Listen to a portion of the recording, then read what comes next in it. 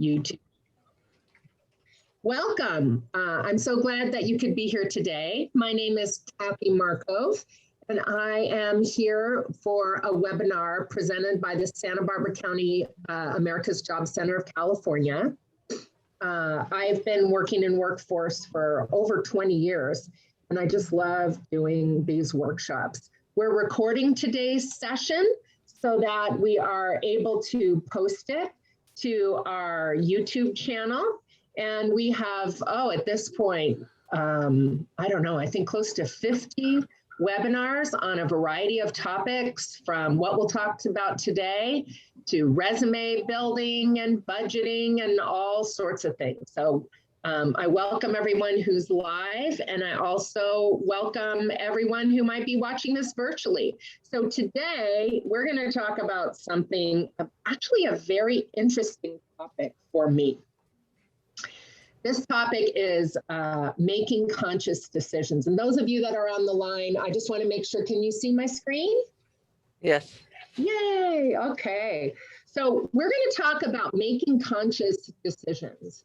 And, you know, I picked these words very carefully in terms of the topic. We'll be talking about decision-making, problem solving, but specifically for when we're unemployed, I want to provide you with some tools to assist you in solving issues that come up when we're unemployed.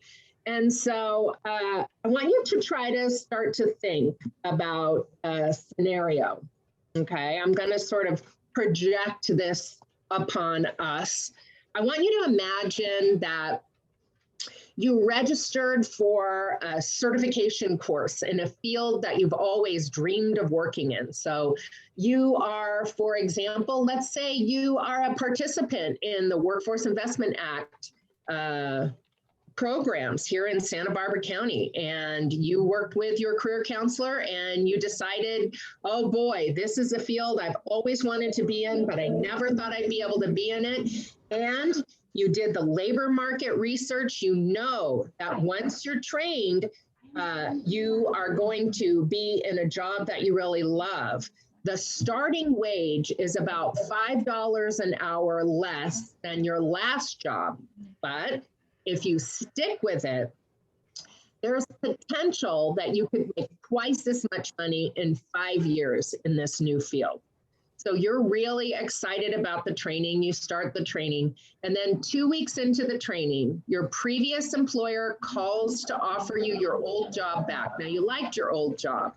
You're not happy that you got laid off, but you liked it. And they felt bad, so they're offering you $2 more an hour increase.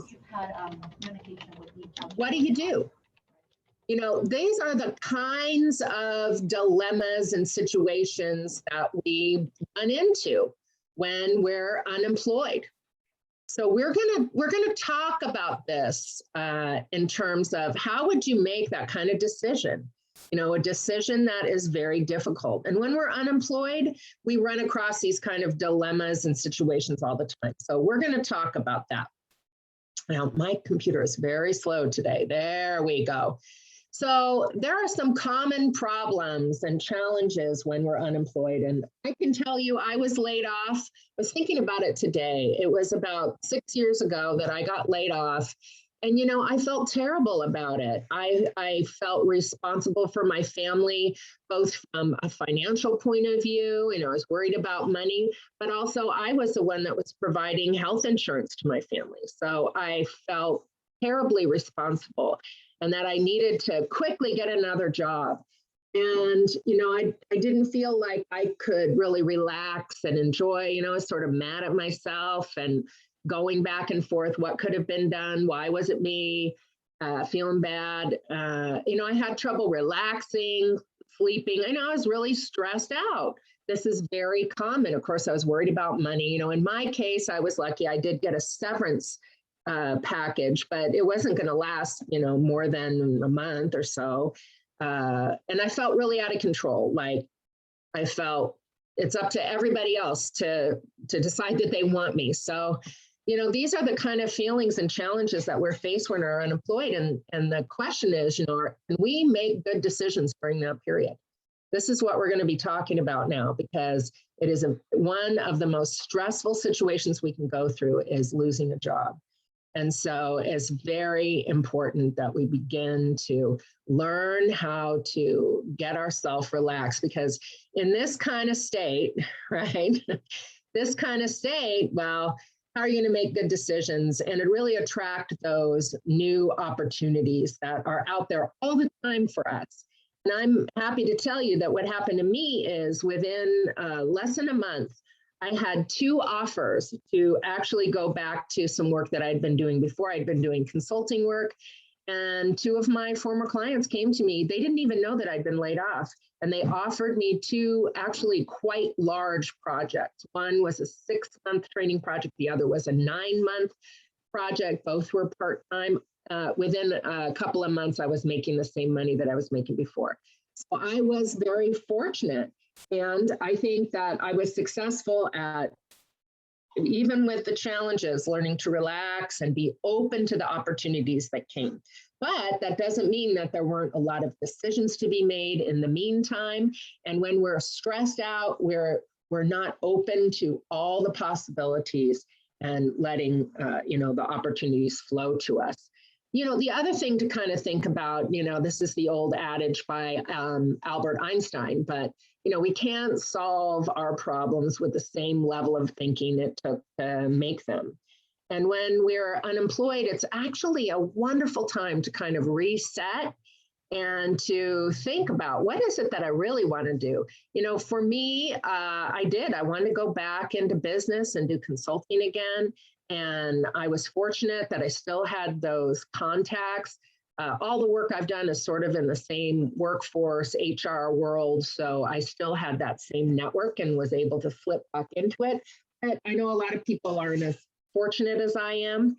And so what we're talking about now is, how do you kind of change your thinking, change your energy in order to open yourself up to the possibilities and create that kind of new approach to your work life and your career that's possible when we're unemployed. So you need some time. You need some time to yourself to stop and think and to gather yourself. And this is really important. So what I'd like you to do is get out a piece of paper, whether you're live or whether you are watching this on the YouTube channel. Get out a piece of paper, and I want you to take out a pen, because I'm going to share with you some structured ways to really think through this decision-making process. So of course, getting some time to yourself, but you want to use it productively and be able to go through some of these techniques that I'm going to tell you in order to make a good decision. Now, of course, we're putting this in the context of when you're unemployed, but these techniques work for everything. And I love to talk about them because I think they're so powerful, and I've used them for all major decisions in my life. I tell you to get out a piece of paper and pen, because any big decisions need to be made on paper, no matter what it is, whether you're, trying to decide to take a job, trying to decide to go back to school, trying to decide whether to buy a house. All big decisions should be made on paper. Doesn't mean like you're writing a term paper, but, even a paper napkin, write it down. It's a very powerful process, and it's the first step. So let's clarify here. What are we talking about, right? Decision-making. Decision-making is a process, right? Sometimes people can make a split-second decision, but if you talk to those people, there's probably been a lot of thinking that went into it beforehand. And this is what I want to teach you, is some techniques to do that thinking process. So the decision-making is the process of identifying different choices. And this is very important. Excuse me, I'm just recovering from a cold. So they say if you have one choice, in fact, you don't have any choices, right? There's just one way to go. If you have 2 choices, I don't know, that might even be worse, because then you're in a dilemma, right? Do I do this or do I do that? What we're really looking for, a really robust decision-making process, you have at least 3 good choices, right? Then there's no dilemma, you have choice, right? And the best decision-making process, some of those choices are things you didn't initially think about, because this thinking process is designed to help you get really creative, okay? And so decision-making is about having alternatives and making an action plan, right? But based on sticking with the things that are really the top priority things that are going to move you towards your ultimate goal. So the problem or the challenge, the dilemma, whatever you want to call it, it is the difference between where you are now and where you want to be, right? So presently I'm here, I'm unemployed, I'm looking for work. Where do I want to be? I want to be, in my case, I want to have a robust consulting business with projects that I love and clients that I love. Or you might say, I want to be in a full-time job in an industry that has strength to it and have benefits. So whatever it is, what is your desired state of affairs? So what is your goal? So we're talking about really defining the problem, the difference between where you are and where you want to be. It's also getting clarity on that goal, that bigger picture, right? Because the problem is the gap between where you are now and where you want to be. Problem solving it involves that decision making, right? Because problems can be attacked in many different ways, and you have to decide which way is best. So when we're talking about making conscious decisions, we're saying, solving your problems in a conscious way. And what do I mean by that? Is just not, I talk about this a lot in my workshops. You don't have what I call the shotgun approach to getting a job. You set one resume and you send it out to 500 employers. That's not really being conscious about what you're doing. And you may be hearing people saying all the time, you need to customize your resume for each specific job. That's about being conscious, really going after what you want. Okay, so this is what we're talking about here. And when we're unemployed, it's really time to make a decision to improve your life. And that can be defined in a lot of different ways. A lot of people think, oh, I need a bigger title and more money. Not necessarily, right? This is a time to think, maybe I want a job that is more active because I'm sick of sitting in front of a computer. Or maybe I want a job that's more gentle on my body because I've been in retail for 20 years and my shoulders and my back are messed up. So now I want something where maybe I do want to sit in front of a computer. Or maybe you want a job where you're outdoors all the time, or one where you're interacting with people all the time, right? We spend so much time at work. It is more than just the money and the title. It's also, how are you spending your days? Do you want to do something creative? Do you want to do something where it's very cut and dry, where you come in, you know what you have to do, you get it done, and at the end of the day, you walk out? Or do you want something that's more absorbing, where you're creating and thinking about all the time? So when you're unemployed, it really is a great time to make a decision to create that kind of life that you really want. So decision-making, as we've talked about, involves alternatives. You have to have alternatives to make that decision. Yeah, things are uncertain and you are weighing how risky one thing is against the other. There are interpersonal issues. We talked about responsibilities you may feel to other people in your life. So you're weighing that. And decision-making is very complex. So I want to give you some techniques, and I'm going to start with one that's very straightforward, a very basic 6-step process for solving problems. So this is where you get out your piece of paper and write this down. And again, excuse me. So if you were to do a Google search on steps to problem solving, you would find something like this. Now I'll say some steps are, sometimes there's 5 steps, sometimes there's 8 steps, but basically it looks something like this. The first thing you want to do is define the problem, right? What is the problem? What is the place I am and where do I want to be? Get very clear on that. You know, in my case, you know, I know why I was laid off, because it wasn't really speaking to the thing that I wanted to be doing in the world. Right? I had been promoted up into a position where really all I did was sit behind a desk and approve things. And I hated it. No wonder, right? I needed to be in a job that was more creative, working with people. So define the problem. Where are you and where do you want to be? Then you want to gather all the facts and data out there. Now, you're not alone in doing any of these. A great place to start is America's Job Center of California, or other entities like social services, the Employment Development Department, all of which have trained career counselors to help you define, you know, where are you and where could you be? And what are all the facts and data? So a lot of people come in when I was working in workforce and say, I want to be in the medical field. Yeah, but if you don't like blood, poop, spit, throw up, you're not going to do very good in the medical field, right? So what are the facts? What are the data?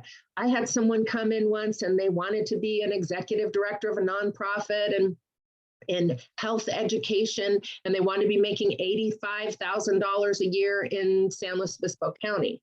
Well, I could tell them by looking at the labor market that that is not factual. That is not going to happen. We do not have, you know, many jobs like that in the first place. And if you've never done any work in health education, you're not going to, you know, take a month-long certificate course in health education and get an $85,000 job in Grover Beach, California. That's not factual. So you need to gather the facts and the data. Then you need to organize your information, right? So get all the information and then kind of step back, take a look at it. What does this really mean for me, where I want to go? And then come up with some alternatives, right? This is, again, how it's helpful to work with a career counselor, right? Some kind of coach to help you identify the alternative solutions, because we're going to talk about this in a minute. Sometimes we have blocks to problem solving that keep us from looking at the alternatives. I was in graduate school and I had always wanted to run a Peace Corps training. And I had been a trainer for Peace Corps, but domestically, but I always wanted to go overseas. They have 6-month-long trainings preparing volunteers to be overseas, and that was my dream job. So I got into graduate school, and lo and behold, 2 months later in this 9-month graduate program, the phone rang and I was offered a job as the training director in overseas post for Peace Corps. And I was crushed. The program was to start 2 weeks before my formal schooling ended. And I said no. And I slept on it or didn't sleep on it. I felt terrible. I went to my advisor for graduate school and I told him the issue. Now, fortunately, he had worked for Peace Corps as well. And he said, why can't you do both? You know, he said, I will help you to complete your on-campus studies in time to get there. So call them back and tell them yes, and we'll work it out. So, you know, there's always a lot more alternative solutions. And in that case, you know, it didn't sit well with me. And I brought in other people who could help me make that decision. And they came up with a solution I had never even thought about. I wasn't going to go to them and say, I'm leaving 2 weeks early, but they helped me do it and I did it. So the next step is making a decision and taking action. And finally, evaluating your solution. A lot of people say, oh, we make a decision, we move forward. Well, you have to evaluate your solution. And what you evaluate it about is going back to that define, did it solve your problem? Right. And again, when you're defining the problem, you're really coming up with some goals. You know, am I moving towards my goal? Was this a good decision? This is very, very important. We'll talk about. So this is a very basic approach to problem solving and decision making, but there are other approaches. This is very linear. This is very logical. This is, for people who just kind of can plod along and do this kind of thing. But this is a basic approach. And one of the things that I like to do is combine it with some other approaches to doing these kinds of things, particularly when we're looking at identifying alternative solutions and defining the problem. Okay, so let's look at some other approaches or techniques. You've probably heard of some of these, but I'm going to go over them again. One of them is brainstorming, right? Now, there's some rules about brainstorming. Brainstorming really needs to be open-ended, just crazy ideas.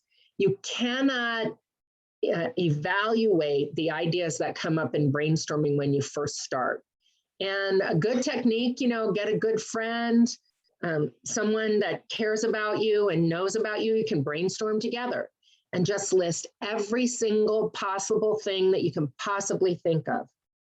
And maybe put them on sticky notes on the wall, or get on Zoom and everybody puts everything into the chat, or you just get a piece of paper and write everything you can possibly think of. I love the sticky note approach, because what the best brainstorming is that when you give yourself a limit for 10 minutes, we're going to put all the ideas we can possibly think of, the crazier the better, and be thinking like, if this idea, then what could happen from that? And just get, 100 different ideas out there. Then stop, step back, and start to put them together. So if this was the case, what is that? Does that go with this? Does that go with that? So brainstorming can be very powerful to just get all the ideas, even crazy ideas, and we start to see some other things bloom from them. So brainstorming is a way to get out those alternatives. Positive imagery, this is Stephen Covey. He says, begin with the end in mind. So if you think about your situation, you're unemployed, what would be the best possible outcome that you could possibly think of, right? And try to envision it. You can do some visioning exercises. Another thing, it's Oprah really who talks about doing vision boarding. This is important. And I don't know if any of you have done vision boarding, but can be a very powerful way to move you in the right direction towards your dream. A SWOT analysis. Now, we talk about a SWOT analysis a lot when we think about strategic planning for organizations, but have you ever thought about doing a SWOT analysis on yourself and being really honest? What are your strengths? What are your weaknesses? What are the opportunities and what are the threats? Now, you don't stop right there. What you need to do is compare your strengths with your weaknesses, right? How can your strengths overcome your weaknesses? Compare your strengths with your opportunities. What's a best case scenario that I am using my strengths in these opportunities? Then you can look at how can the opportunities overcome the threats, right? How can the strengths overcome the threats? And then even go there, the worst case scenario, your weaknesses lead into the threats. Why would you do that? So you know what you need to watch out for. You know what you need to avoid. So you can develop some contingency plans, and we'll talk about that in a minute. But doing a SWOT analysis, you could also do this if you're trying to make a decision, say, about you've been offered this job, but it means that you need to move to another area. What are the strengths, the weaknesses, the opportunities, and the threats, right? And then compare them all to make that decision on if this is a good thing for you or not. Forcefield analysis, right? This is a fancy word for really saying, make a list of pros and cons, right? We come across all sorts of decisions. When my husband and I were Peace Corps volunteers, and after about 6 months, we were actually quite miserable. And we thought we wanted to leave. There were other people in our group who were leaving, and we were really thinking, oh no. So we sat down and we wrote a list of, it doesn't have to be pros and cons. We wrote a list of everything we love about being here in the Peace Corps. And we wrote a list of everything we hate about being, and we used those words, love and hate. And you know what? We surprised ourselves. Our list of love went on like 3 or 4 pages. Our list of hate was about 12 pretty big things, but it was much shorter. And we thought, we can't leave if we love so many more things than we hate. And then we looked at that list of hate and we decided, what are the things that we can do something about? What are the things we can't do it about? And I would say like 10 of them were things we could do something about. It started with simple things. We did not like our living situation. And there were things we could do about it. We lived in a little, it wasn't a grass hut, but a little house. And it was dirty. It needed to be painted. There were other volunteers in there before us, and they did not keep it clean. And there were cockroaches all over the place. And so we just decided, we're going to take about a week. We're going to paint this place. We're going to get rid of those damn cockroaches. We're going to plant a garden. We're going to put up curtains. We got to make this living situation better for ourselves. It made a huge difference in our life. So this Forcefield analysis is really, like they say, driving forces, restraining forces, pros, cons. What do you love? What do you hate? You might be in a field that, you've been in it a long time and you have, been employed on and off with it. There are things you like about it, but you're not sure. Do a Forcefield analysis, right? And then get some clarity. And then let's say you want to stay in the field. Can you get yourself into a position where it's more solid? So these are all the things. What needs to change of the restraining forces? What do you have power to change, right? And finally, there's one that's called The 6 Thinking Hats by Edward de Bono. And I want to spend a little time on this. This is a very powerful process. And I encourage you to write this down. There's a lot of information on the internet about it. I will tell you that when my husband and I have made really big decisions, like buying a house, for example, or not buying a house, for example, we've used this process and always made excellent decisions.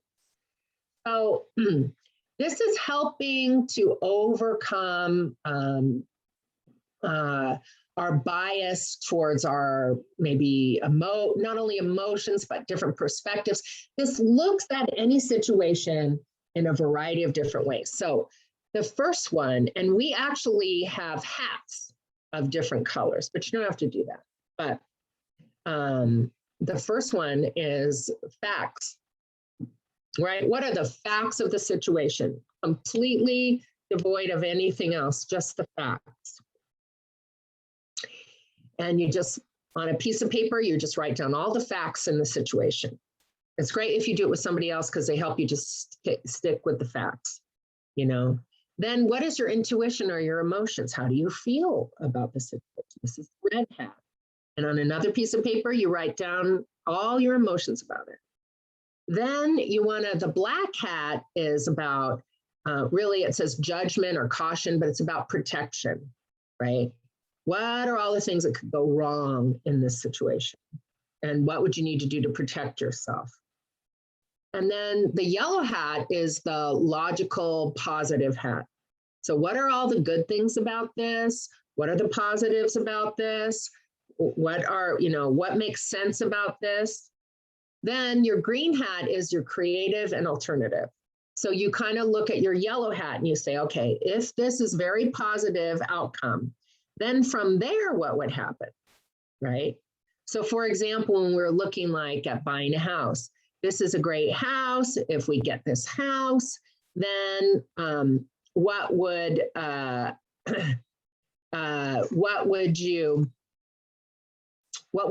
from there? Well, maybe if we got that house, we could buy the house next door, or maybe if we got that house, maybe we could,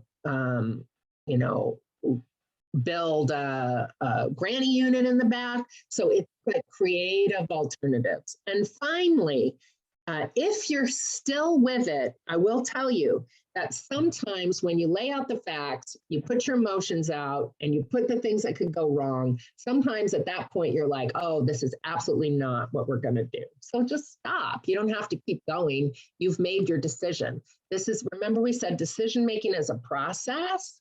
So this process here is, you know, in the process, you might make the decision. But if you're still with it after the white hat, the red hat, the black hat, the yellow hat, the green hat, then you move into the green hat, the blue hat. The blue hat is really about making an action plan, right? You review everything and you develop a plan to move forward. So De Bono's approach and process is so powerful. And for every big decision, again, my husband and I do that. You know, it's interesting. I see someone in the chat. Janie, you asked, did we end up staying? I think you mean for the Peace Corps. You know, it's interesting. We didn't know this De Bono's process at that point. We did that Forcefield Analysis, but yes, we ended up staying. It was a great experience. Thank you for asking. So let's I want to give one note about De Bono's too.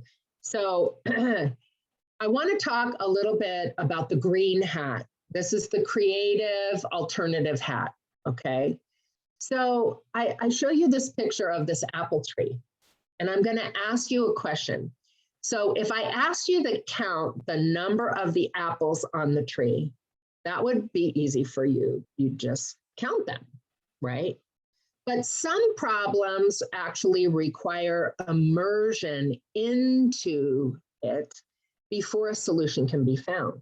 So the 6 thinking hats is really designed to help you get inside of the problem and look at it from different directions. So as an example of that, I have another question for you. And this is really the green hat thinking.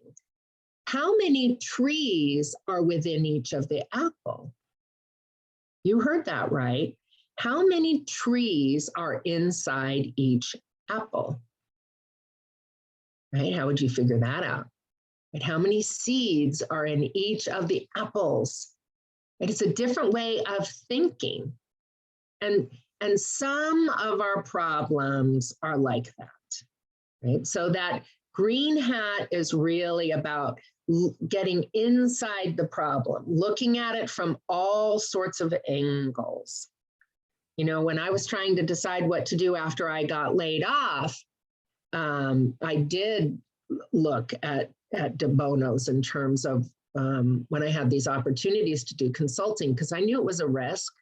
You know, one of the big concerns was about health insurance. Fortunately, I was on COBRA at the time, and I was able to keep that going for 3 years, and now I'm on Covered California. And I knew that COBRA was expensive, but given these 2 projects, I was able to piece that together. And of course, I had wonderful support from my husband. And I went through this process, and I just, you know, the green hat really convinced me to move forward. It's like, what do I have to lose? I have these 2 projects from these people that I love and love me. They'll get me through the next 9 months. And during that process, I can drum up some more business. And well, it's been over 5 years and I've never looked back. And I actually ended up making more money than I ever was before and being quite happy until the pandemic. And we'll talk about that in a minute. But I'm still in business. But it was this creative alternative hat. From that, then what? And this is a wonderful way of training your mind to think. Like even with the pandemic, things happen.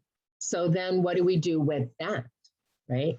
And although I haven't made the same amount of money as I did prior to the pandemic, I've used this time, I've gotten 3 certifications under my belt. One, I'm SHRM certified through the Society for Human Resource Management. I've become certified in distance education through the California Community College system, and I'm almost finished with a certification course in team coaching and getting my accreditation through the International Coaching Federation. So even so, it's this alternative green hat thinking that is so helpful for us. is whatever happens, well, okay, there's a pandemic. I'm not going to be working as much, not going to be traveling as much. What can I do? Oh, time to go back and, as Stephen Covey says, sharpen the saw, right? And this is a good lesson for all of us in the workforce, is that gone are the days where we graduate from high school or graduate from college and we get a job and we stick with it for the next 30, 40 years. And we are, it's required upon us to be continually learning, growing, developing, unfolding, and the workforce requires us to learn new things and to change. So a time of unemployment is a great time to work with your America's Job Center California or wherever, your community college, and get recertified in an industry recognized certification that's going to take you to the next level. So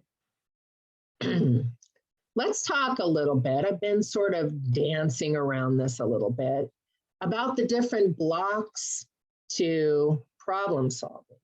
Because sometimes we get into a situation where we just can't decide or we can't see our way out of it. And this is when we get back into that stress cycle where, frankly, I've said this, I have a couple of classes on keeping calm. No one wants to hire the person who's desperate for the job, right? So we need to be calm. And so understanding how our blocks to problem solving impact us is really important. So first, perceptual blocks, right? We have trouble isolating what the problem is. We narrowly define what it is. We see what we expect to see, right? We think that, again, like Einstein, the same level of thinking, or we get overwhelmed, right? So our perception ends up being a block. There are cultural blocks, right? And those, culture is really about patterns and rules of behavior. And so, we happen to think, well, I can't think about that because I have to do this. Or, I have to do this because that person wants me to do that. So it's really important to be aware of where you might be holding yourself back based on expectations of other people, as opposed to looking at what is really possible for you at this moment. Environmental blocks, and I put this up because this was, from the 1919 pandemic. Of course, reflecting on the situation that we're in now, but my goodness, I mean, what opportunities did these people have to look for work, find work, get information? We are so much ahead of them. And yet I hear so many people giving an excuse. Oh, it's because of the pandemic.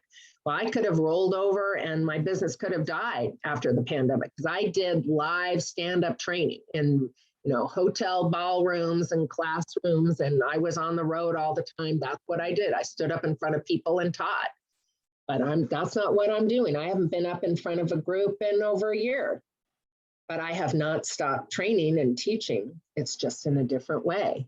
And I put this picture up because we can't use the pandemic as an excuse for our inaction. There's so many opportunities all around us now. It's actually kind of an exciting time.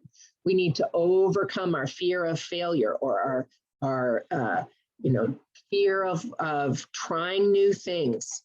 I think it's a very exciting time if we're willing to embrace some of the changes. So the next one is emotional blocks.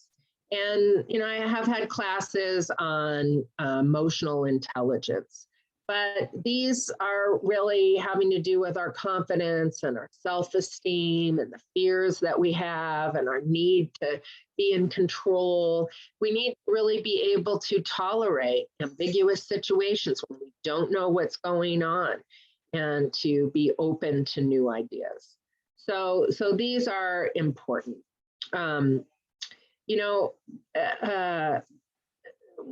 one technique that I think is important to overcome some of these blocks is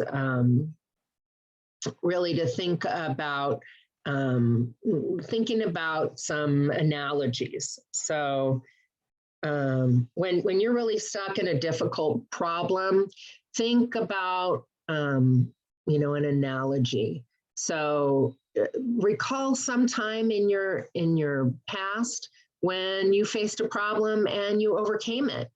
Right? How does it that might relate to the kind of skills and perspective and things you need to do to overcome this one? So this is really important. Other things to help us overcome our blocks is to get physical, go on a walk. And I know that sometimes I come up with my best ideas when I'm on my elliptical machine, right? Take a piece of paper, take your phone, record some of your thoughts when you're being physically active. Look where we live, take a hike, go to the beach, clear your mind, but not to the point where you're, zoning out, but get that sense of calmness and then start to record the things that come to you while you're being physically active. You might be surprised. Give yourself some time to think about big decisions. Someone comes at you with a job, you're not 100% sure about it. Say, I'm so thrilled that you offer me this job. I need to sleep on it. Give yourself a day or two to sleep on it. Big decisions deserve that kind of attention and time. Think about how will the situation look 10 days from now, or 10 months from now, or 10 years from now. These are good ways to be able to get some perspective. So the level, my internet is very slow. The level of your consciousness depends on the calmness of your mind. So again, it's important to get that perspective. Once your mind is calm and you've put your thoughts on paper, you can make a decision. And so your calm mind is the ultimate weapon against your challenges. And when you're calm and you made a decision, well, it's time for action plans. So I want to share with you the elements of an effective action plan. The first one is that you want to make sure your actions are clearly related to the results that you want. So again, this is farther on in the process. You've made your decision on what you're going to do, and now you want to make sure that your actions are leading you in that direction. You want to make sure that your plans are specific and they are step by step. So I've talked about, developing SMART goals: specific, measurable, agreed upon, realistic, and time bound. But you want to make sure they're very specific. It's not, oh, we're going to kind of do this. No, it's got to be step by step. You want to have them integrate from one to the other when you can, that you have timeframes and milestones in there. This is the biggest mistake that I see a lot of people do, is they set these action plans, but they don't have a timeline established. Well, then there's no barometer of success, right? You need to put it in your calendar. And you want to have accountability, right, to yourself, to others, and make sure that your plans are flexible to allow for any contingencies. We talked about this a little bit, right? What's the worst case scenario? So in my case, I want to start this consulting business 9 months from now when those 2 projects are over. And let's say I don't have anything to fall back on. Well, then I'm going to go get a job. Now, that's always been my fallback plan. And I have built it into my business plan to make sure that I have some reserve funds to get me through a month or two. And I know that if I need to get a job waiting tables or, doing anything, I can do it if I need to.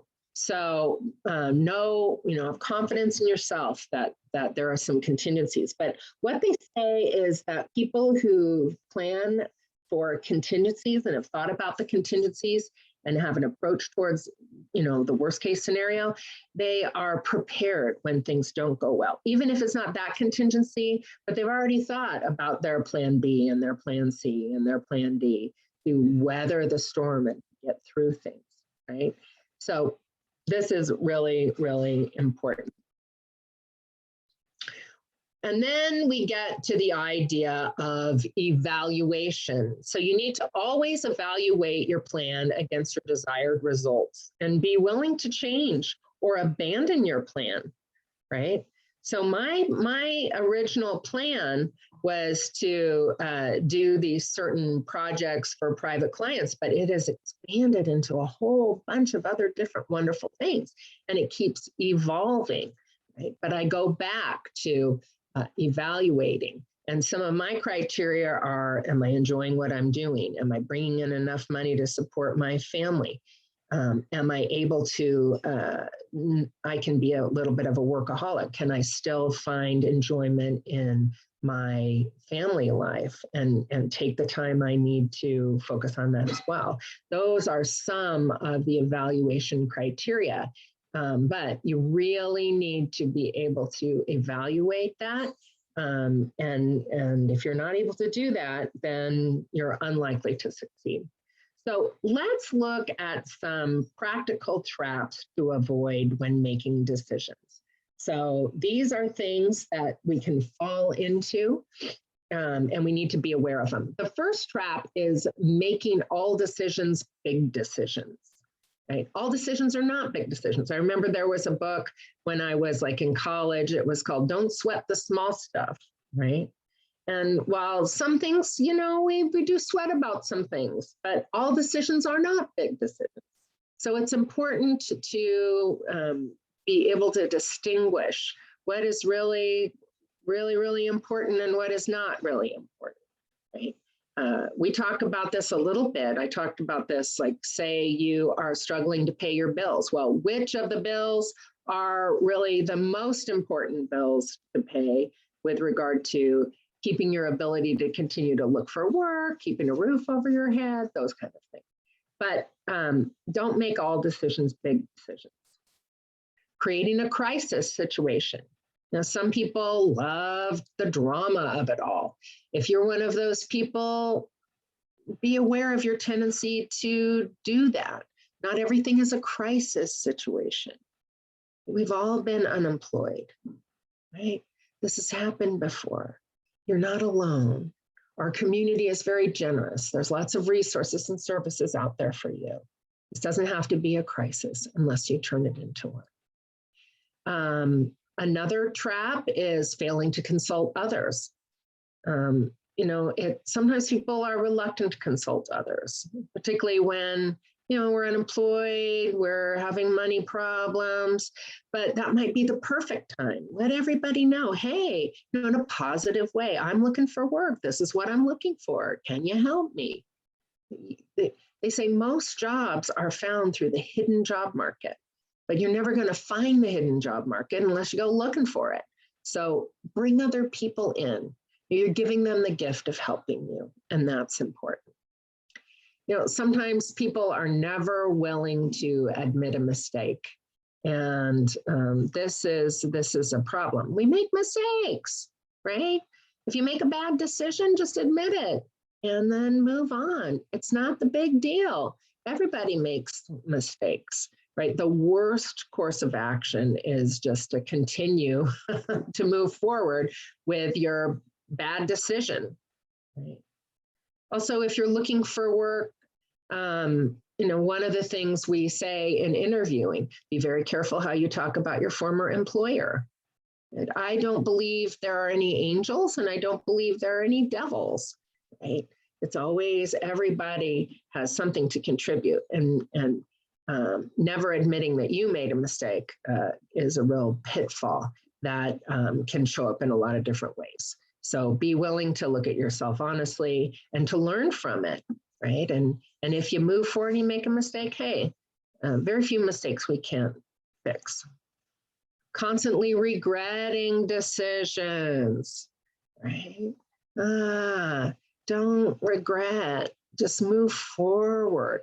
Yeah, sometimes again, we make mistakes, but spending all that emotional energy on regretting what you did isn't helpful. Failing to utilize policies and precedences, right? Follow the rules, do it right. I just was on a webinar earlier this morning where they were talking about unemployment fraud. You know, they'll come and ask you to pay it back, right? Don't kind of try to trick people or follow the rules. That's really important.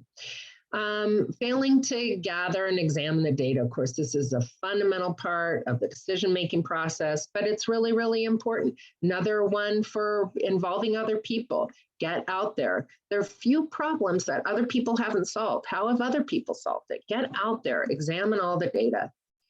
Promising what cannot be delivered, right? Here's a solution to this. Always under promise and over deliver. I learned that from a wonderful guy that I worked for, and it worked every time, right? So you think it's going to take you a week to do it, tell them it's going to take you 2 weeks to do it and get it done in a week. You'll look like a hero. So under promise and over deliver. You know, delaying decisions too long is another trap. And one of the things I worry about right now, I know there's so many people that are unemployed, and there are so many people that are not wanting to get back out there in the workforce. You know, you've got some subsidized unemployment and other kinds of things like that. I'll tell you right now, all the employers I know in Santa Barbara and San Luis Obispo County are seeking employees. It is very difficult to find people to work right now. And what I'm concerned about is when the unemployment insurance extensions and supplemental insurance ends in September. I believe it's September. Everybody's going to be looking for work, and it's just going to be very, very competitive, right? It's a job seekers market right now. Don't delay the decision. Get out there. But that's just for that. You know, sometimes we delay decisions. We don't want to make it. We're not aware of it. But this is about being conscious and not delaying decisions, being timely. And then finally, the last trap is called escalation of commitment. Escalation of commitment is the tendency to stick to something that isn't working when it's unlikely that it can be reversed, right? So why do we do this? Well, there are a lot of different reasons. From us, from other people. We want to save face because we believe that for sure this is going to work because of our ego. Sometimes we do it because there's a breakdown of communication or because everyone else is doing it. We can't think of anything else to do. We can't see the impact of our actions right now. But escalation of commitment is a problem. You know, a colloquialism or a term is, you know, throwing good money after bad. You know, something isn't working, so let's spend more money here. Something isn't working, let's just keep doing it. If we work harder, it'll turn around. Well, not always. So we need to be aware of sometimes we get so committed to a solution that even when the signs are there, this is where I said, you want to be able to do self-evaluation, right? It's not working, stop it. But sometimes with this escalation of commitment, when we're really married to something, we just stick to it. So here's the thing, excuse me, to reduce the escalation of commitment, set a standard and stick to it. Get a perspective from a trusted mentor or friend, you know, someone that's going to tell you the truth. Get your ego out of the way and monitor what you're doing to make sure that you are making your standards. This is really important. And reduce the risk or penalty of failure. So, you know, the farther you get into some things, then the worse and worse it gets. When you start to see the signs that it's not working, be willing to evaluate it and make sure you're not into a situation where it's just almost impossible to get out of. And know what it will cost you if you continue. Right? Sometimes it costs money to change direction, but maybe that's the right thing to do. So in summary, as we're coming right on 2 o'clock, You know, there are many techniques for making good decisions, and some of them suit themselves to certain kinds of decisions better than others, but also some of them you feel more comfortable using than others. I told you a whole bunch of them, from brainstorming and vision boarding to the 6 hats, very traditional approach. Use the one that feels good to you at that time. The most important thing is that you're able to take the time to relax and think through, right?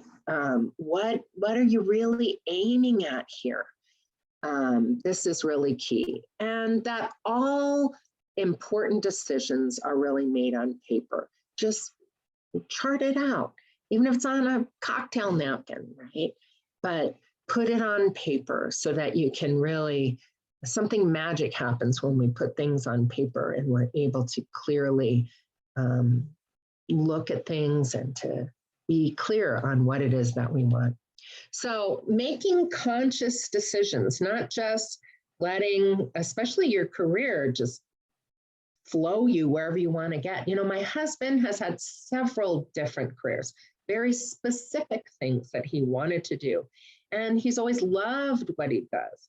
And he's always been very clear. He wanted to be a chef. He went to culinary school. He wanted to be a personal trainer. He got certified to be a personal trainer. So very deliberate, conscious decision-making about how he wanted to spend the majority of his time, how he wanted to be working.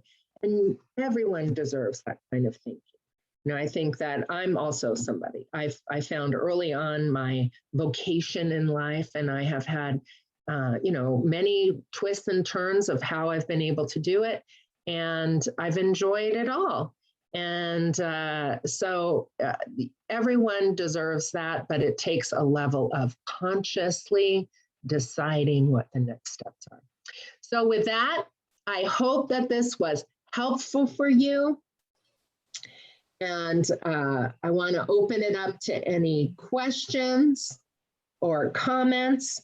But again, you deserve to be the one that leads your life in the direction that you want to go by making conscious decisions. Oh, someone's asking for my contact information. Let me do this. If there are any comments related to the content, I'm going to stop the recording. Thank you all. There are lots of great videos, webinars on the YouTube channel for America's Job Center of California in Santa Barbara. And it's my pleasure. I'm Kathy Markov, and I hope you enjoy them all.